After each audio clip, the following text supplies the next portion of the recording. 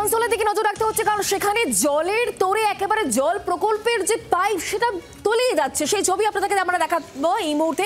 আসানসোলে ছবি দেখা, আসানসোলে কালাঝরিয়া, সেখানে জলের তোড়ে ভেসে যাচ্ছে জল প্রকল্পের পাইপ, সেই ছবি দেখতে পাচ্ছেন এই মুহূর্তে। আপনাদেরকে সেই ছবি দেখাবো, আসানসোলের ছবি। ভেসে গেল জল প্রকল্পের পাইপ লাইন, দেখতে পাচ্ছেন সেই ছবি, আসানসোলের ছবি দেখতে পাচ্ছেন। আসানসোলে কালাঝরিয়ার ঘটনা এটি। বালি তোলা এবং মেরামত ঠিক মতো না হওয়াতেই কি এই বিপত্তি, এই প্রশ্ন উঠছে। আমরা বিষয় নিয়ে আরো জানবো, কথা বলবো। বাসুদেব চট্টোপাধ্যায় এই মুহূর্তে আমাদের সঙ্গে রয়েছেন, প্রতিনিধি টেলিফোন লাইনে। বাসুদেব, কিভাবে এটা হলো? দেখো, স্থানীয় বাসিন্দারা যে অভিযোগ করছে বা বিরোধী দলের যারা রয়েছে নেতৃত্ব আসানসোলের, তারা যা অভিযোগ করছে যে অবৈধভাবে যে বালি তোলা হচ্ছে, তার অভিযোগ কিন্তু বারবার বিভিন্ন ভাবে বিভিন্ন জায়গায় কিন্তু বলা হয়েছে এবং স্বয়ং মমতা বন্দ্যোপাধ্যায়ও কিন্তু অনেকবার অনেক মিটিংয়েও কিন্তু বলেছেন, কিন্তু সেইটা কিন্তু সেভাবে রাশ টানতে পারা যায়নি বলেই অভিযোগ সকলের।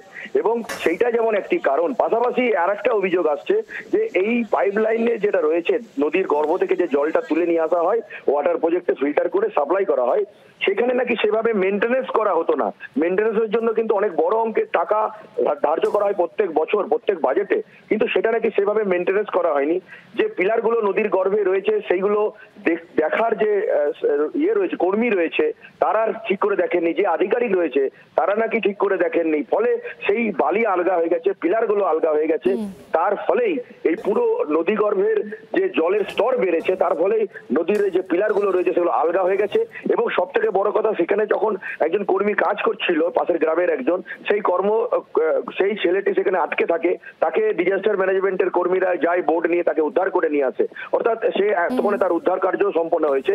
ঘটনাস্থলে অগ্নিমিত্রা পাল, সিপিএম এর পার্থ মুখোপাধ্যায়, বিজেপি রাজ্য সম্পাদক, রাজ্য নেতা কৃষ্ণেন্দু মুখোপাধ্যায়, সকলেই ঘটনাস্থলে এসেছে। পিএইচই দপ্তরে অনেক আধিকারিক এসেছে।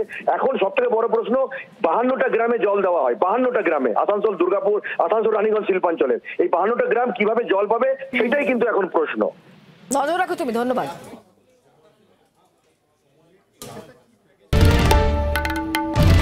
বাংলার আওয়াজ, বাঙালির আবেগ, জি 24 ঘন্টা।